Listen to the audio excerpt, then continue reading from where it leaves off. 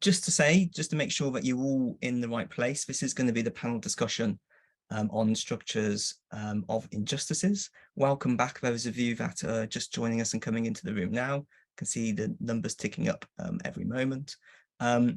Before we start though, I would like to make an acknowledgement of countries and ancestries.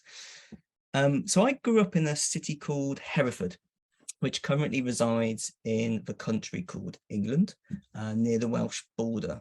And as a border town and city, it has quite a contested history. It actually used to be referred to as Hereford of Wales, and the border lines have moved many times throughout its history. Today, I live and currently sit in Newcastle upon Tyne, which is in the northeast of England, but I travel most days through the Scottish borders to Edinburgh, passing Hadrian's Wall and other less memorialised monuments of where borders used to be. So I wish to give thanks to the stewards, both of the past and the present, of the borderlands of the northeast of England and southeast of Scotland, and those of Wales and England. I would like to recognise my ancestors' histories and those who have been violently displaced through the battles on these borders that have occurred over the ages. And also, as a UK citizen, I wish to recognise the ongoing legacies of such conflicts throughout the world that many have sadly been founded on violent British rule and its colonial empire. So I welcome everyone to the final session of day one for the online programme for PDC. I am John Vines, and as well as one of the co-chairs for the conference, I'm your session chair for this panel. And what a panel we have in store for you. It's going to be a really great one to close off the first full day of the conference.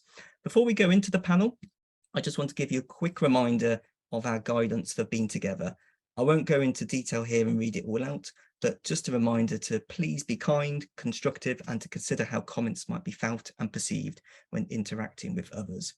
And also a further reminder that we are recording this session to go up on the website afterwards. Just to give you a bit of context about why we have this panel, now as part of planning the conference, we wanted to ensure that as well as having the more typical paper presentations, where authors tell us about their published work, that we also made space for finding connections between different contributors as well, beyond those sessions. And this is what we're trying to do in this session. So the title is Structures of Injustice, which really speaks to one of the key themes that we were inviting contributions to respond to when submitting work to the conference around about 12 months ago. And we brought together a panel of 6 contributors to the conference proceedings whose work foregrounds issues of democratic and socially just practices, or in some cases poses some challenges to them and some questions for us to think about in terms of these values. It brings really a collective opportunity to ask the question that's on the screen here. What is the role of participatory design in understanding and shifting power relations and addressing structural inequalities? How much impact and influence can participatory designers really have? It's a big question, and I'm sure we'll just scratch the surface of it in the panel today. I just want to really quickly introduce our panelists. Perhaps each of you could just give a little wave as I call out your names here. We've got Amanda Geppert, who's joining us from the University of Chicago and the IIT Institute of Design. We've got Fabiana Tomasini from the Faculty of Industrial Design Engineering at Delft. We've got Mariana Murray from TU Berlin in Germany. We've got Akash Gautam from San Francisco State University in the USA. We have Faraz Pir from the University of Kentucky in the USA.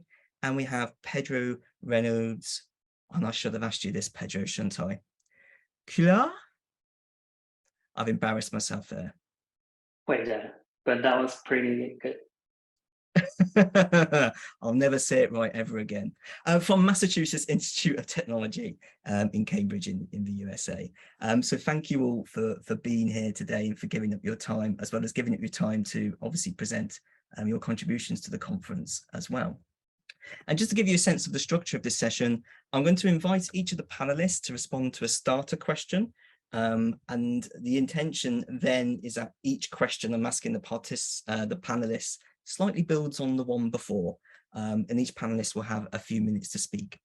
I'd really like those of you that are in the audience to post questions and comments and reflections in the chat as before, but also if you can put your questions into the Q&A box, that will just make it easier for me to track what's going on, and we'd like to come back to those at the end. And yes, and once all the panelists have had a chance to speak in response to their starter questions, we're going to open it up for them to comment on each other's responses. And also that's when I'll try and bring in some of the comments from the audience as well. So we will see how this goes. I'm really looking forward to it. On that note, I'm going to stop sharing the screen though, and bring us all together as a panel. And I'm going to start off by going to Amanda. Amanda, you're going to start us off today by responding to the opening question. What do you think is the role of participatory design in understanding and shifting power relations and addressing structural inequalities? It's a huge question, but the reason why we put you on the spot to respond to it first is because it really does get to the heart and the core of your work. So it is a big it's a big question. First, thanks for inviting me to be here with this wonderful group of people doing amazing work. So I'm going to start. My goal is to start more philosophically and then get to a less abstract example, which is a tidy example because of time limitations. But examples are always messy, and I'm happy to unpack that later in the conversation. So there's my disclaimer.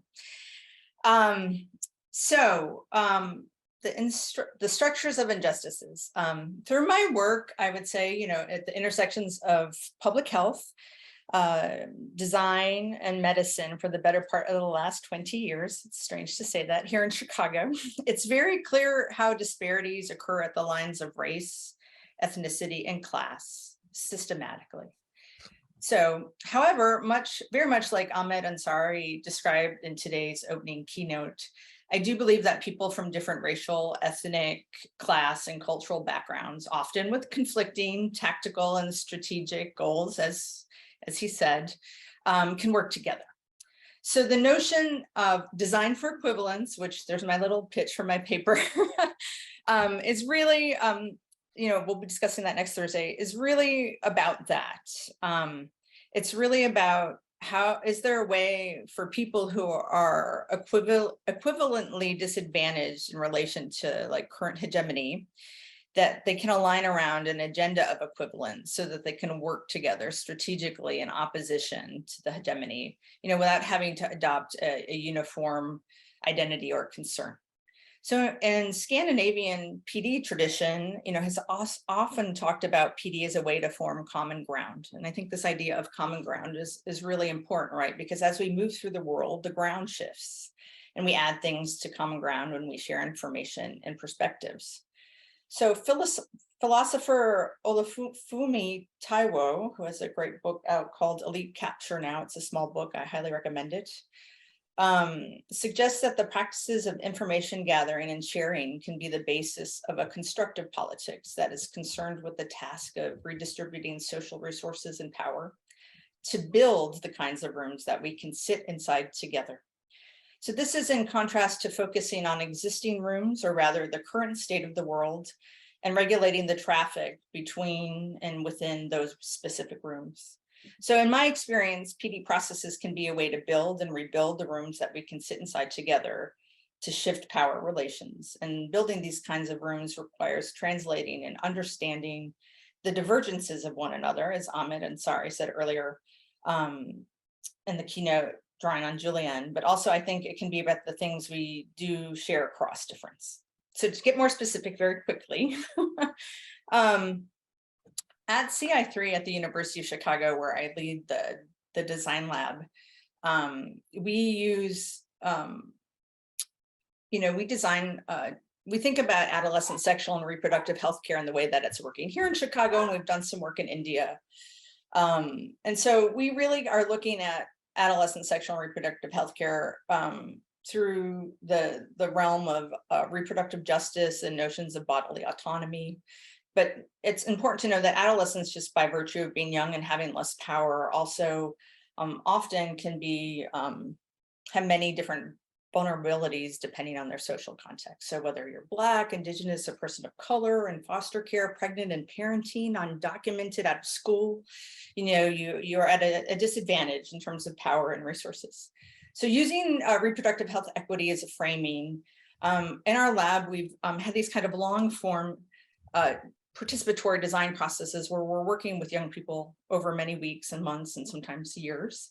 And they're really learning a little bit about design, doing contextual inquiry, doing their own data analysis and synthesis and prototyping. And then kind of where the art and science of PD and design work together is like, then how do you scaffold in expertise to be able to stick to the design criteria that young people are finding important, that are central to the why they made their prototype and how they made it that way, and then bring that to life to change the situation. So for instance, in their contextual inquiry, young people realized they went to a reproductive health counseling session with a provider, and they only showed them one method. They showed them an IUD, and young people were like, well, this is interesting. I didn't know about this, but what are the other methods and why aren't I seeing them? And what do I need to know about them? So they did more inquiry and they realized there's all these methods. And how do we structure a conversation so that I know what's out there and I can make decisions for myself, and also how something works. So if, there was like knowing how something feels and looks, and being able to touch it helps you understand the size of something, which busts myths, because a lot of people think IUDs are huge, but it also helps inform decision making. So through their research, they came up with this prototype, a tangible tool. And then over the past couple of years, the pandemic showed us down. We're bringing that to market this October. And so it really is a way, it's like going from a large system where there's all these biases about how counselors, how clinicians counsel and the biases they bring to a counseling interaction about who you are and how you should be in your body. And in changing that conversation at the conversational level where people are making decisions. So it's like, it's down, but it's restructuring a conversation of a larger system about how physicians are trained and how medicine works. So, and I'll leave it at that.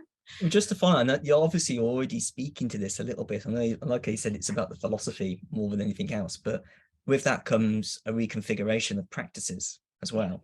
And you've already talked about a few things there, which is, structuring conversations and this concept of, just making the kinds of rooms. That's beautiful, that the kinds of rooms where we can have these conversations and make things happen, but also very extended timeframes also is what you're talking about there. So yeah, let me do a disclaimer. I'm unlike the last panel. I'm not a consultant. I had the great opportunity to be in-house and leading a lab in an academic research center that's really interested in creative methodologies. We have game, we have narrative research as well, transmedia. And so our funding has been structured in my lab to be able to think really broadly and reimagine processes and do things you can't do with we have constraints, but like literally, like, we will work with 30 young people over the course of many weeks, and then we'll take their thing and work with them some more. And then we'll do co-design and do more like traditional testing of a project, like co-design with more young people. So by the end of it, there's over 100 young people and 50 physicians and all sorts of other experts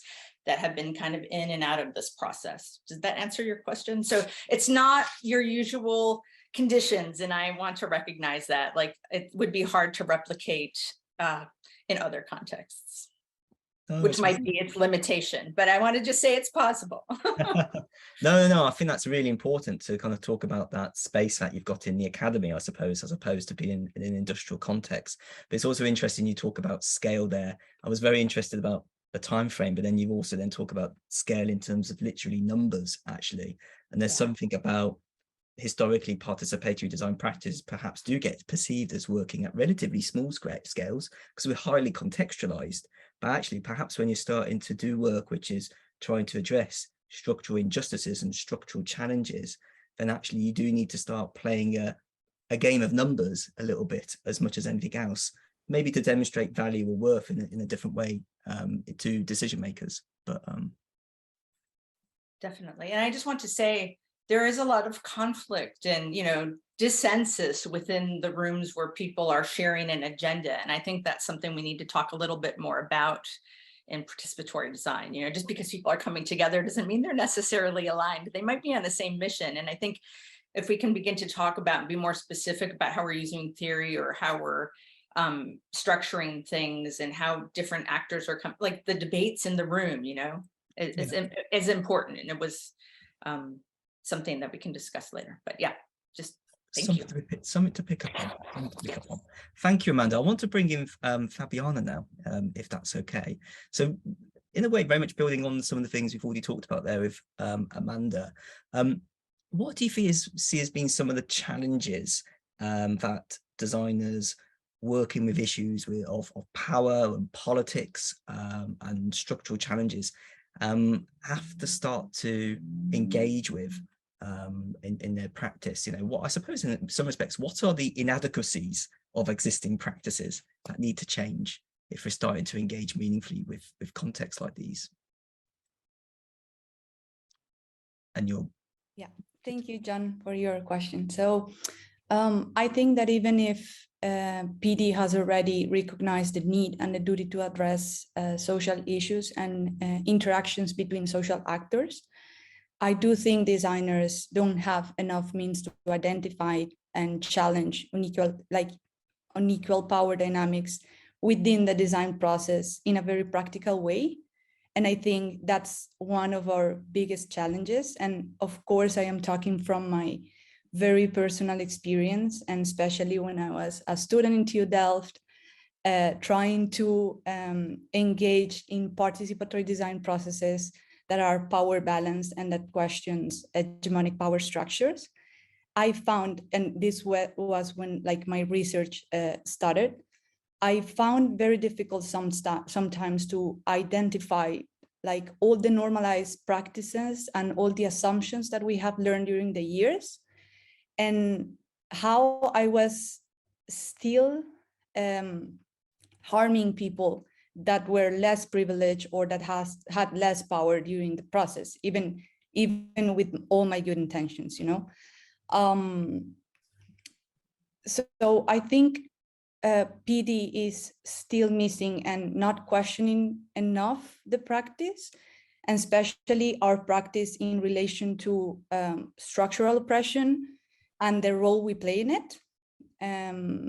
And of course, I don't think designers do it because they are bad people, but just because we are not conscious about it, and because we are not aware of the oppression that we can do in a systemic level, but also on a community level or a personal level.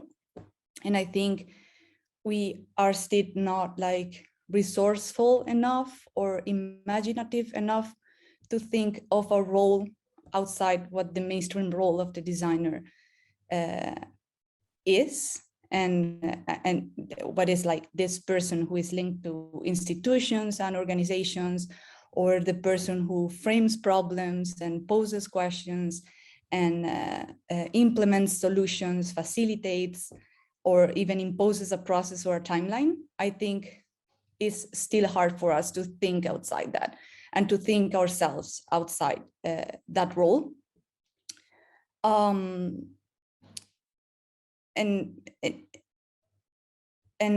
yeah, I think that even the word participation sometimes, at least in my case, was already a bit problematic, because in my research, it was already presupposing organizing something or facilitating something and calling people to participate in what I was defining as participation. So that's why also in my project and in my research, I prefer to talk about collaboration, especially because I think the magic of participatory processes that have a social meaning is to think of the possibility to working with others towards a collective liberation.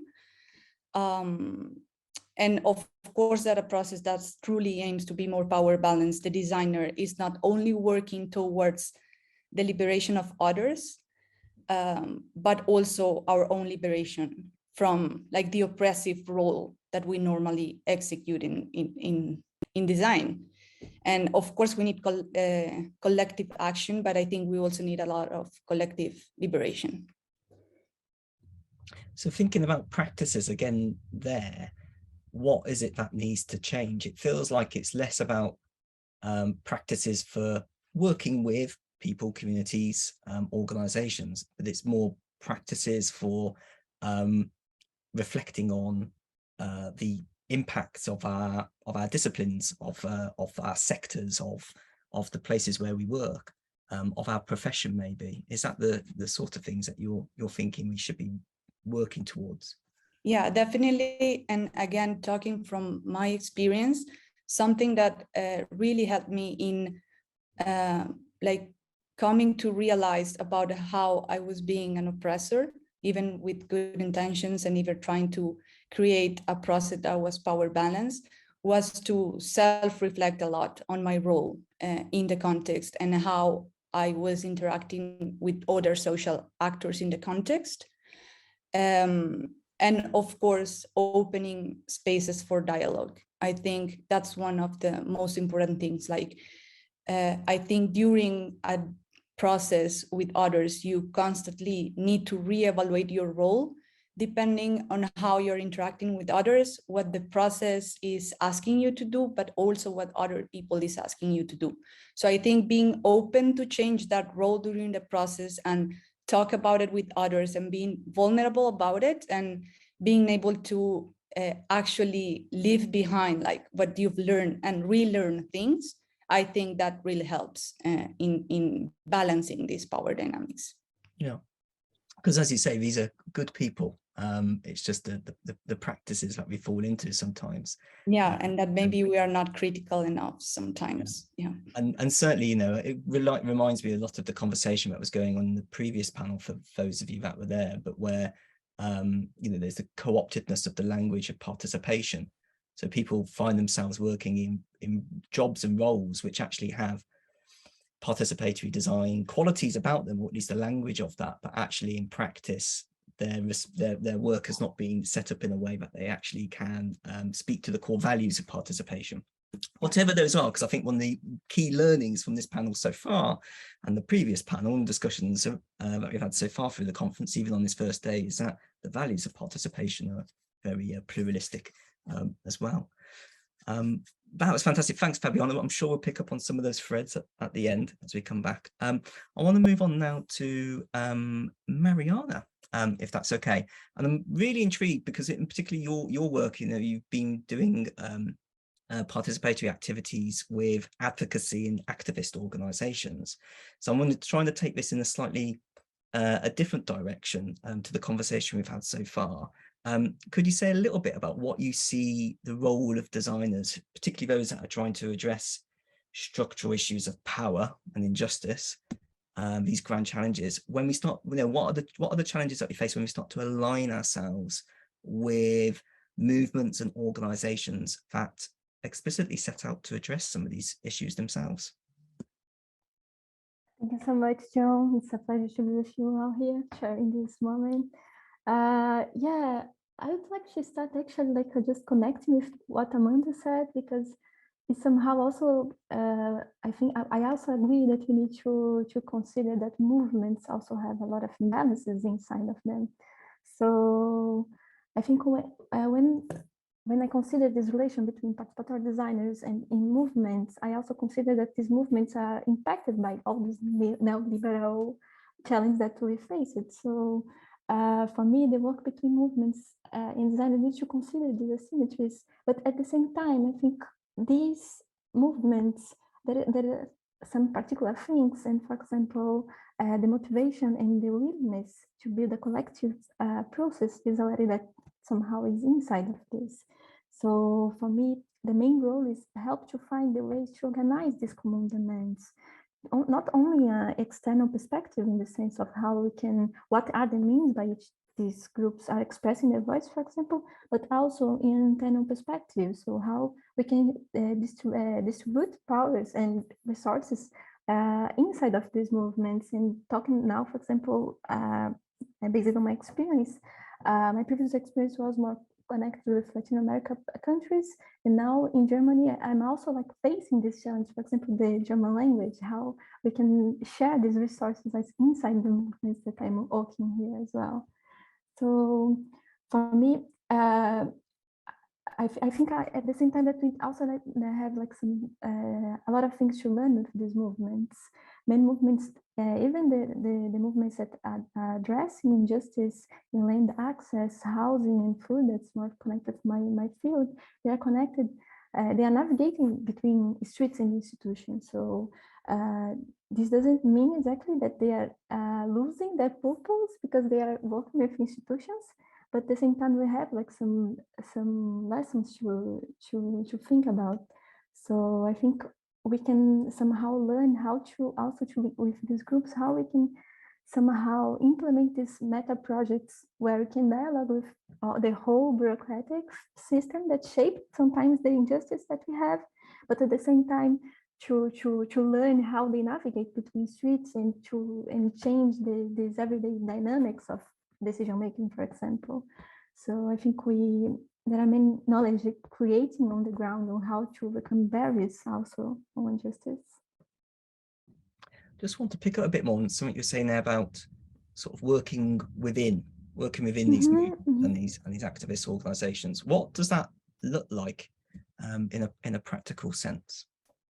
I think in a practical sense is just to observe that we also have a role inside. So I think when we are inside of a movement, there are also different interests. Sometimes some groups want to address more an aspect. Sometimes some groups are more focused on some tools, or so how I think to work inside, to recognize these different interests and the different knowledge that we already have in this group, and sometimes somehow try to combine these and to explicit. I think it's very important to expose these conflicts, to discuss about this conflict and the difference of interests that we also have inside of the movements. Yeah, and so very much kind of spending time to observe the dynamics of how these organizations themselves, which are self-organized in many respects, have conflicts and tensions within them, but then using that in a way to kind of still work with external actors to influence some change. Yeah. So could you say a little bit more about that? Because it's very interesting, what you were saying about sort of alliances and working between sort of bottom-up movements, to put it overly simplistically, and these moments of dialogue, exchange, possible further conflicts with institutions, with formal organizations, with decision-making parties and things like that. What would you say, what's the difference between a designer that's working within a movement to expose conflicts and changes, but also fundamentally try to organize their resources and their priorities in a way to make change, versus working between all of these different actors and almost being the glue between them to try and influence change between them? Yeah, I think thinking about more like in this external work before, but I think like this relation between state society, this interface like involves a lot of different relationships, right? So collaboration, negotiation, and also sometimes opposition, and movements and protests, for example, sometimes are more focused on opposition.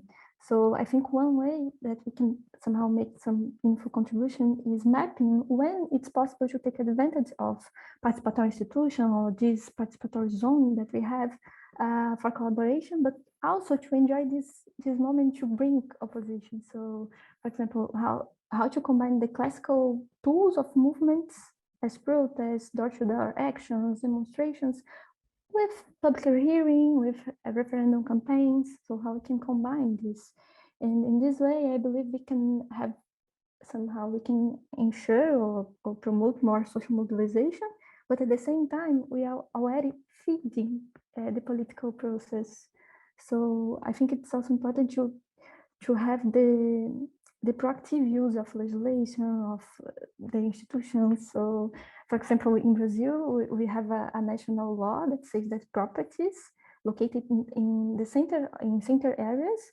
they cannot be empty. So they need to meet the social function of properties.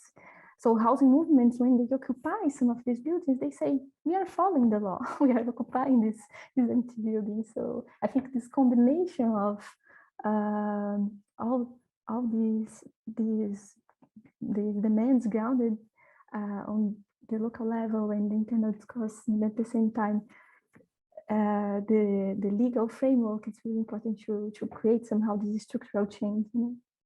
Yeah. Okay. Yeah. Again, something I'm sure we'll pick up on come the end. But thanks so much, Mariana. I want to bring in Akash next, if that's okay.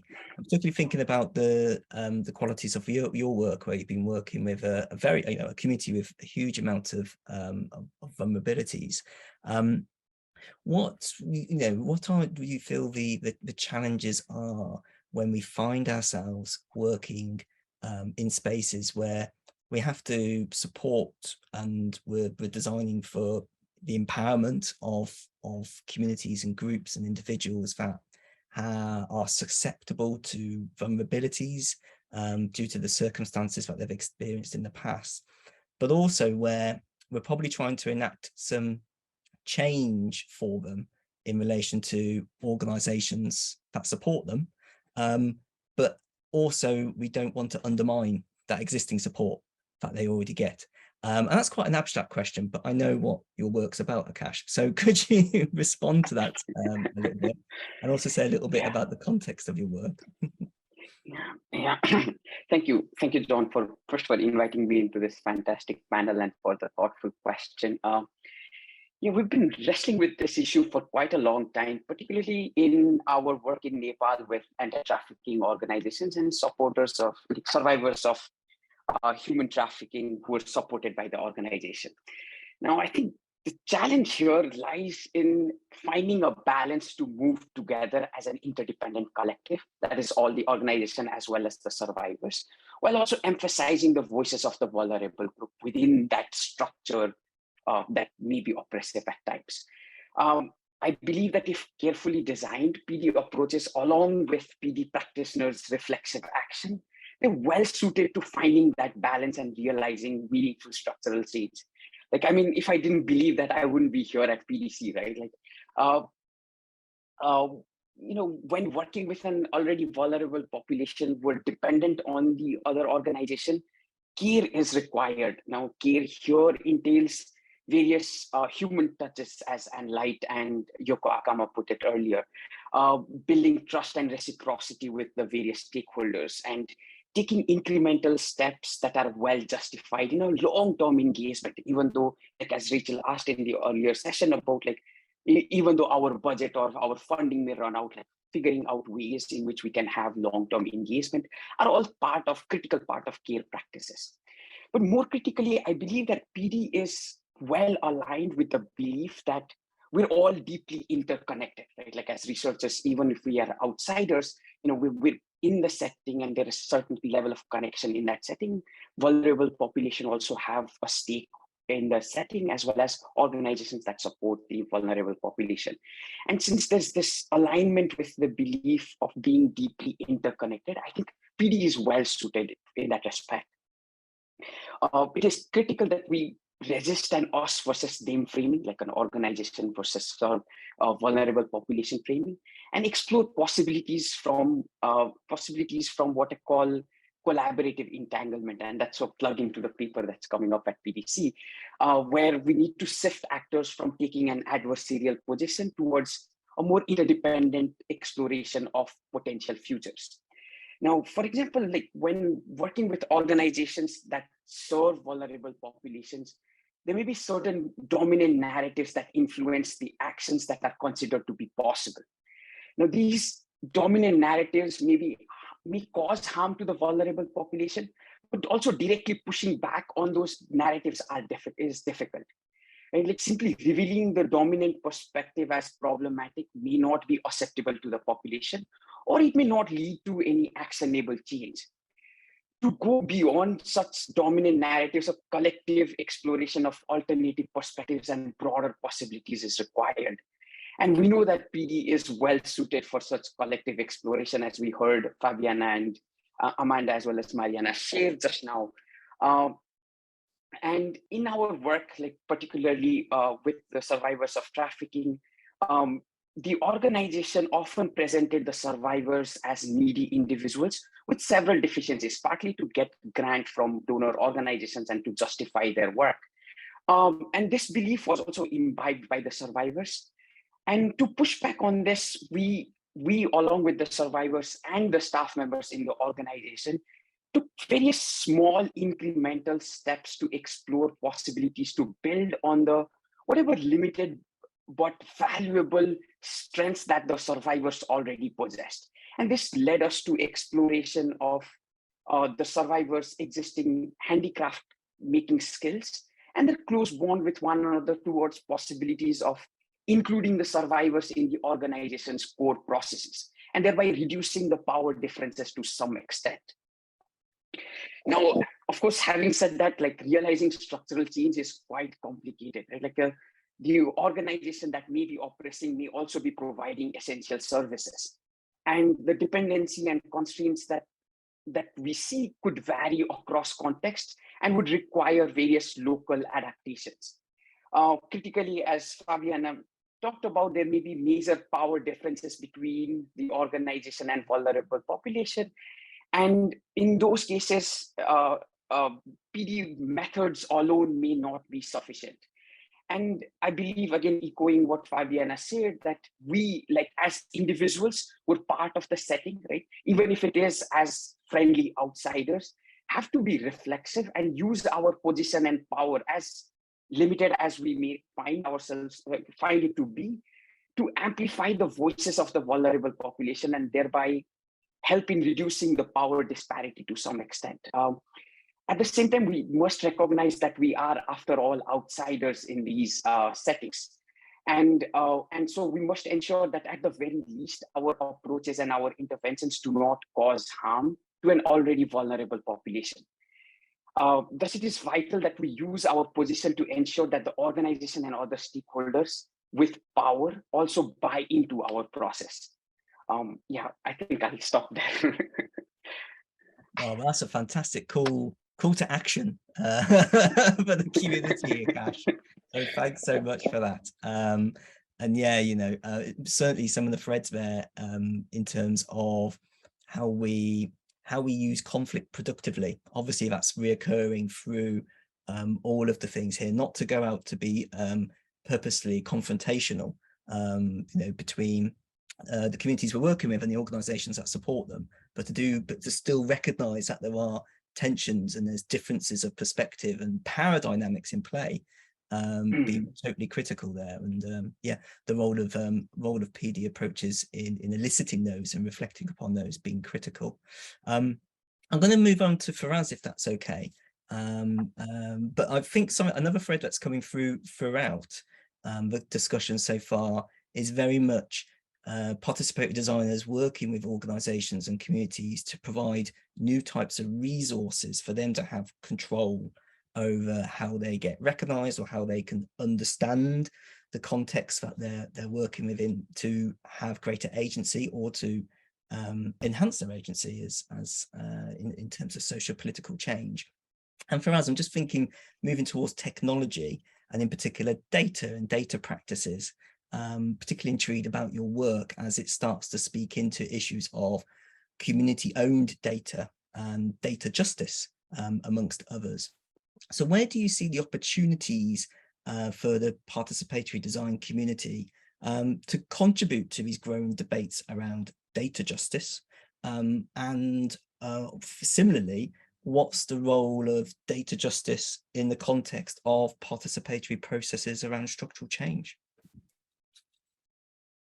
It's a great question.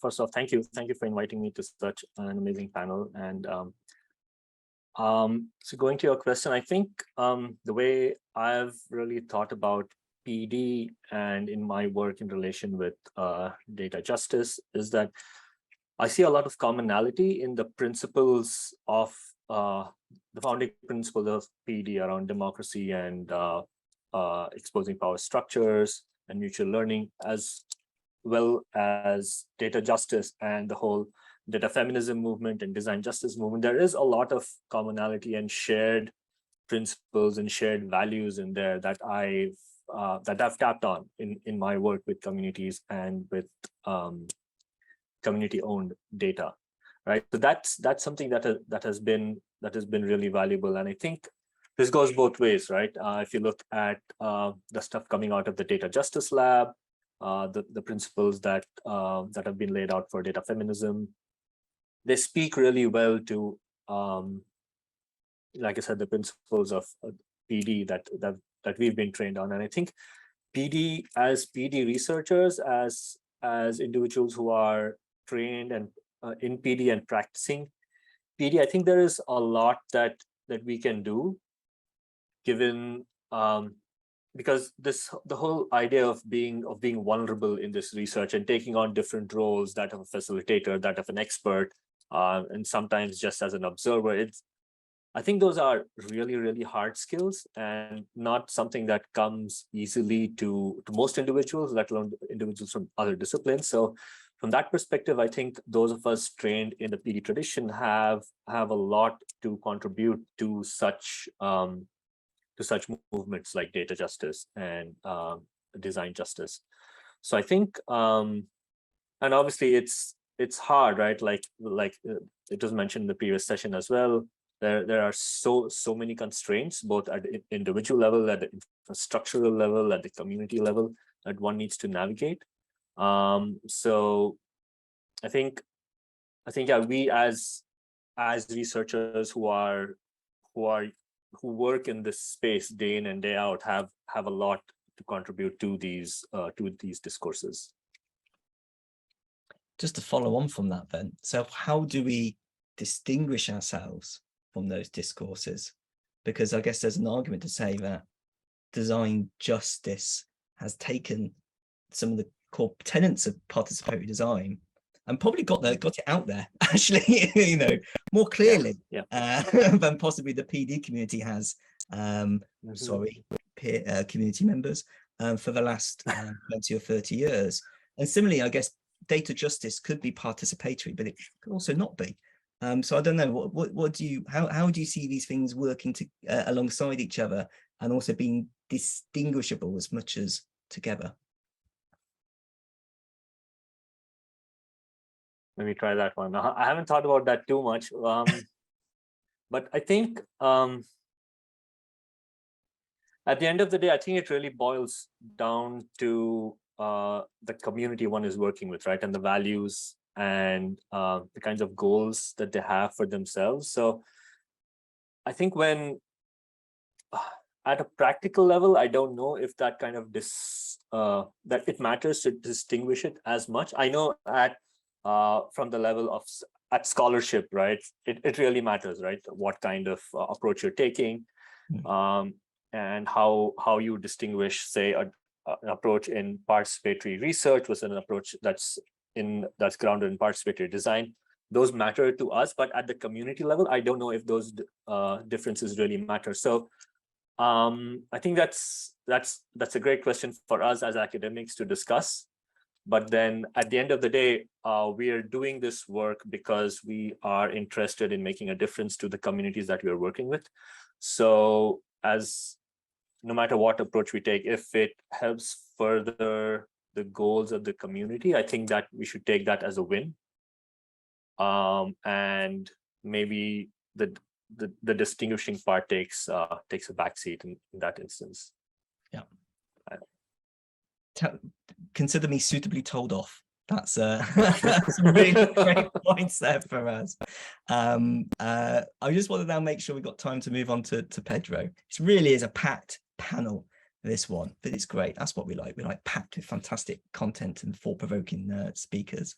Pedro, your reflections in your work is very much more looking at the research community, the participatory design community, and very much, how we are, how we in ourselves reinforce certain structures of inequality through perhaps certain practices that we have within the research that we conduct, and how we communicate and disseminate our work and the people that we reference in our work as well. And in a way, perhaps what you're going to talk about here might build on nicely from some of the things that Fabiana was saying earlier. But yeah, thinking about this more reflective and reflexive turn onto our own practices, could you comment a little bit on the tensions that we face as researchers and as participatory designers in terms of the production and the publication of our research, and what we might do to address structural injustices and inequalities from within? Yeah, thank you for the question, John. So nice to be here with this panel of superstars. So maybe I'd like to start with a reflection when I heard the question, and hearing also in other panels within the conference this perspective on how PD is enabling, making it possible for different groups and communities to address socio-political issues or structures and injustices.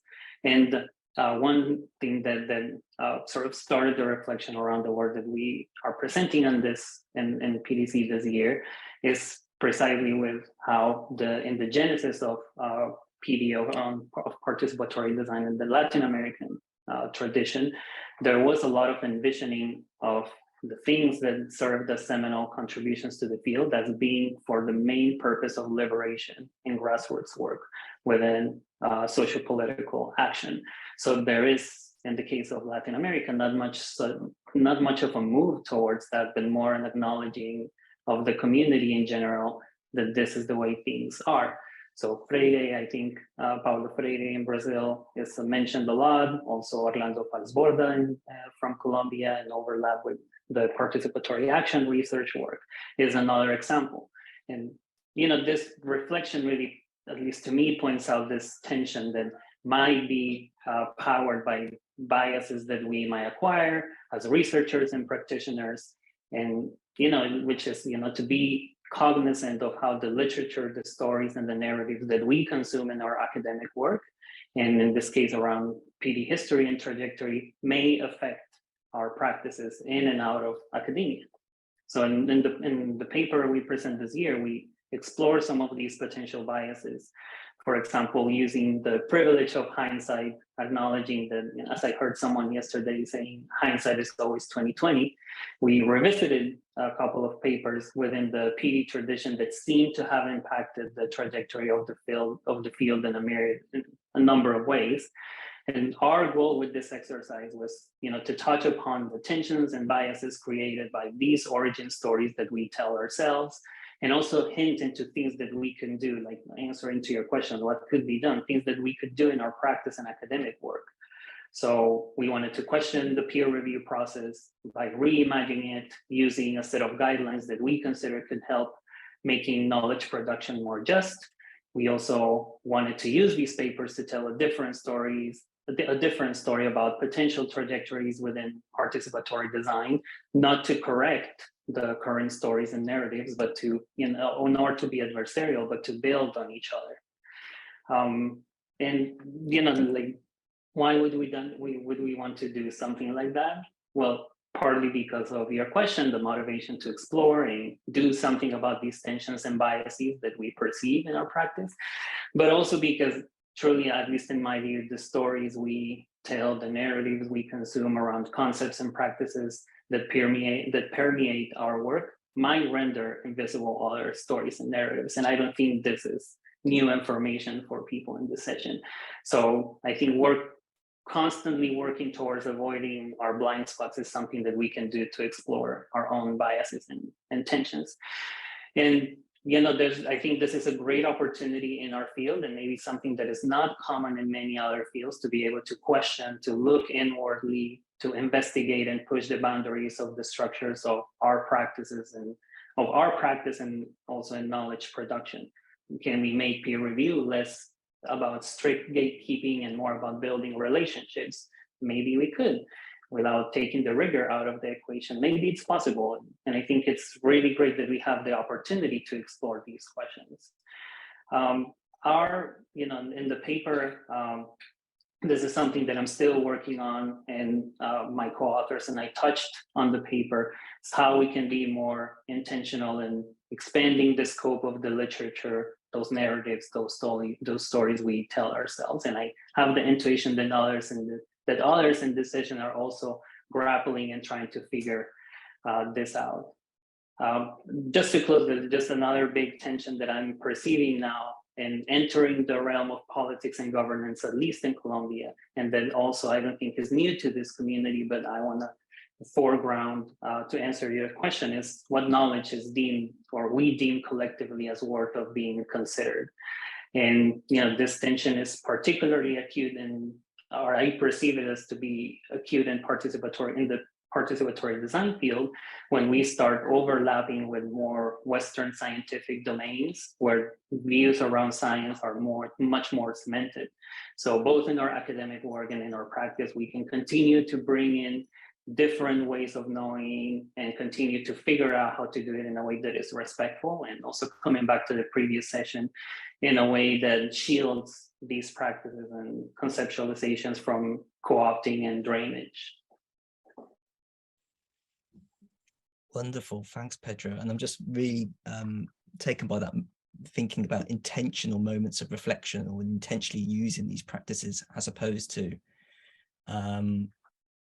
what it means to do this, to do this type of work with a very specific set of intents to improve or to understand your practices or the practice of the community, as opposed to doing it because it's it's what you've been trained to do. What I'd like to do now, with 10 or so minutes left for the session, I'd like to open it up a little bit, if that's okay, for some dialogue across the panelists. That would be lovely, wouldn't it? You've heard enough about me. So I'll just like to say to the panelists, if you've got anything you'd like to say in response to any of the other panelists' reflections and responses so far, please do just put up your hand and unmic yourself and do a response. If not, I've got a little structure in my mind, and I'll come to that in a moment. But if anyone would like to go first, and certainly if there's anyone in the audience who would like to post a question, please do. The Q&A box is all there for you.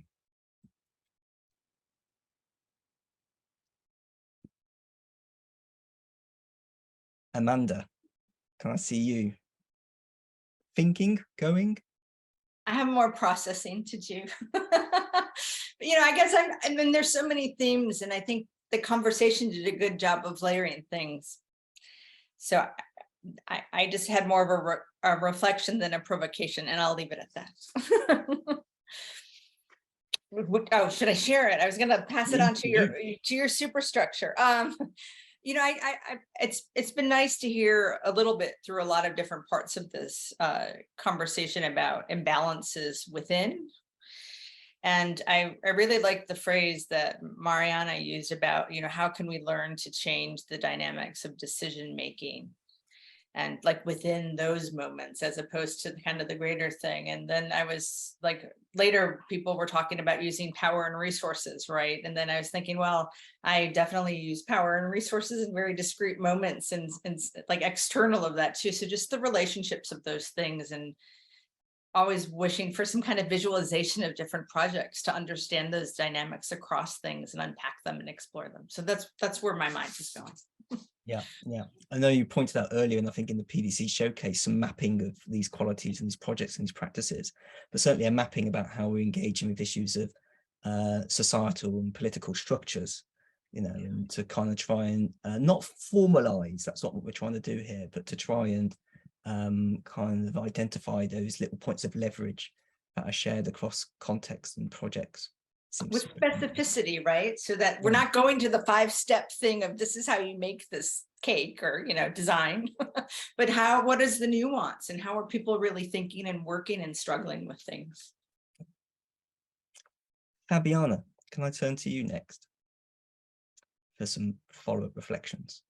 Yes, well, actually, I have like a more practical question, maybe, that it came to my mind often, it comes to my mind often during my research, but it also came today. And it was when I was hearing Akash about us being outsiders in a project. And I was thinking, like, if we want to like balance a bit power dynamics and be in a more horizontal relationship with others, we need time to build trust and to build relationships with others. But on the other hand, we also come from an institution or our organization that have their own timelines, their own goals.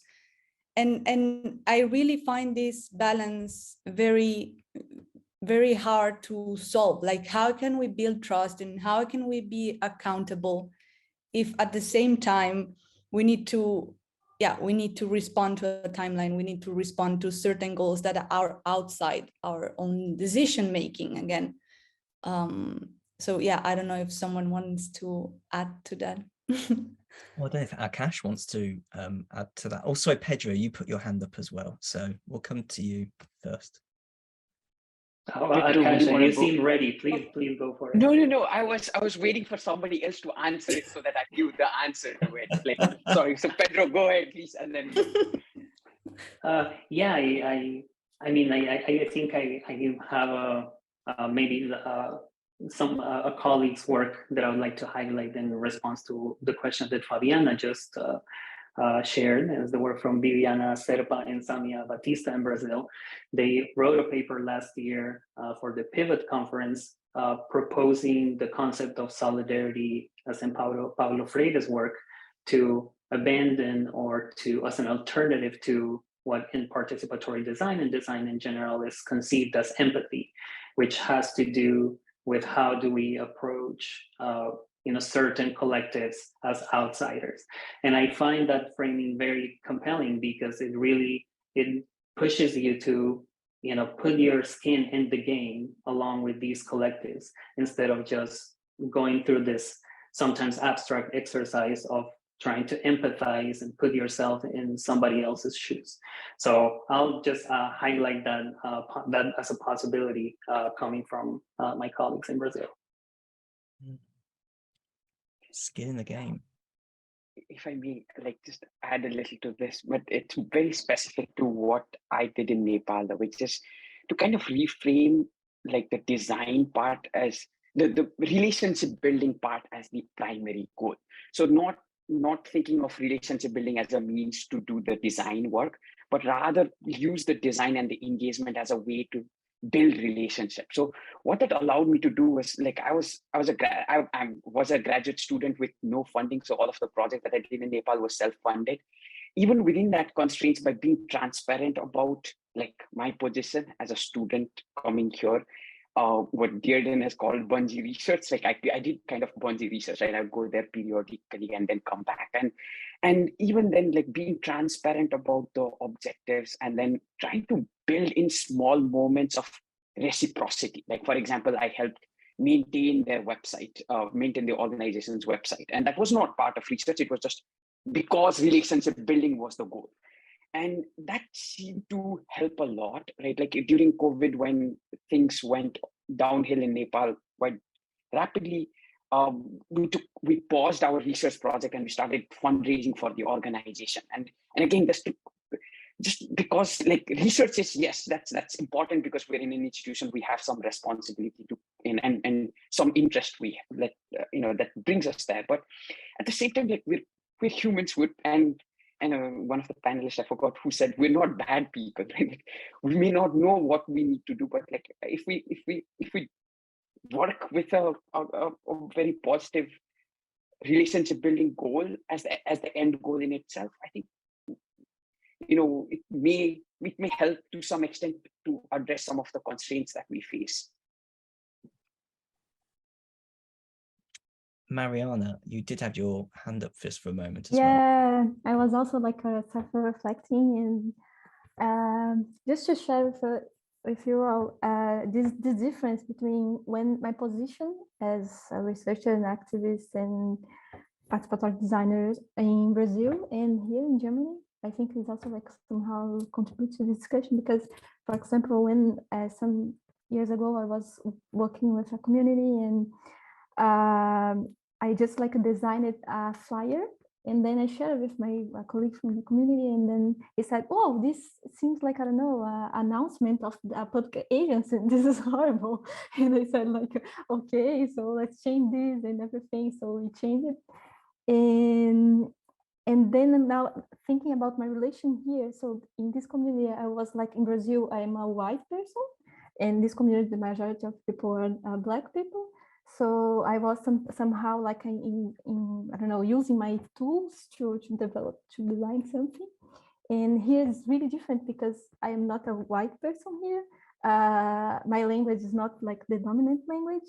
My position as a researcher here is completely different. So at the same time, as a designer, I'm also somehow learning with them, learning the tools and the dynamic, the local dynamic of them. So I think how we can also, my position here is also brings me a lot of insights of how this somehow passive position can help to build autonomy, thinking about what Pedro said about Paulo Freire, for example, or also reciprocity, as Akash said as well. So yeah, just sharing these thoughts now. No, thank you, Mariana. I know we've gone slightly over, but I'm going to use session and conference chair's license here to go ever so slightly over, because I just want to make sure, Faraz, you've just got a moment to share a kind of a final reflection and a final thought as well. Yeah, I think the thing that stood out to me here during this session, and also the previous one, is this idea of intentionality, right? And having that intention of doing the sort of work with these communities, which I don't think is gets highlighted as much in other disciplines, and something unique to us as PD and PR researchers. So I think that is so crucial, and there are so many aspects to that. There's so many layers to that sort of intentionality that we need to unpack, and every community we work with, it always gets further complicated ever so much, depending on the constraints of these communities that we're working with. So that's just one thing that stood out to me, and I think one aspect of PD that always needs more work, always has more rethinking going on with it. So that's something I hope to always keep working on in my projects as well. PD with intent, certainly something we need to be picking up on a huge amount more. But thank you very much, Faraz, and thank you everyone. With some intent, I'm going to bring this session to a close and the first day to a close. But I just want to say thank you all to the panelists who responded in the last month or so for my request to come and take part in this session. Thank you all for your time. Thank you for some of you who have been up since very, very early in your time zones. I'm looking at Amanda here. But no, we really deeply appreciate it. Just to say, we are going to actually have a Zoom room open as well, which I'm going to post in the chat for anyone that would like to follow up and continue to have a conversation. And the conversation could be with the panelists here. Not everyone might not be able to join the Zoom room because people have other things to go off to do or beds to find, but it might be just an opportunity to have a follow-on conversation with your fellow attendees and see some faces. That would be very nice. I need to activate that room, so I need to leave this one first before that one works. But the link and the password are just posted into the chat. And yes, there's lots of rounds of applause for everyone in the chat. So thank you very much again to the panelists. I'm just going to quickly share my screen to close the session and tell you all what we are going to be doing next. Well, of course, next, we're not going to be doing anything because it is the end of day one. So we have ended day one, and interestingly, we've decided to start this conference on a Friday, and that was also done with some intent, believe it or not. Partly also because we had so much content for the conference that we've had to move it into an additional day. But we always had this idea that we would start with a day of interactive panels and more discursive pace based activities. And they would have a couple of days where people might be going into workshops and into doctoral consortiums and to more focused conversations, and we'll come back to the plenary all hands conference sessions a few days after that. So it's relatively unorthodox, I know, by conference standards, but we actually have done that as intent. So for coming up for the next couple of days, there are going to be workshops. There's the doctoral consortium, there is further workshops, but we are all coming back together to start with paper presentations on day 5 on the 23rd of August. And yes, just to reiterate, if you would like to chat a little bit more with the panelists from this session or some of them, or with any of your other fellow attendees, please go to the Zoom link that I posted in the chat, and the password is PDC-2022. The hyphen's important, don't forget that. It had to be at least 8 characters long. But on that note, I will stop sharing my screen here, and I will leave this session and see some of you over in the other chat. Thank you, everyone. Bye-bye.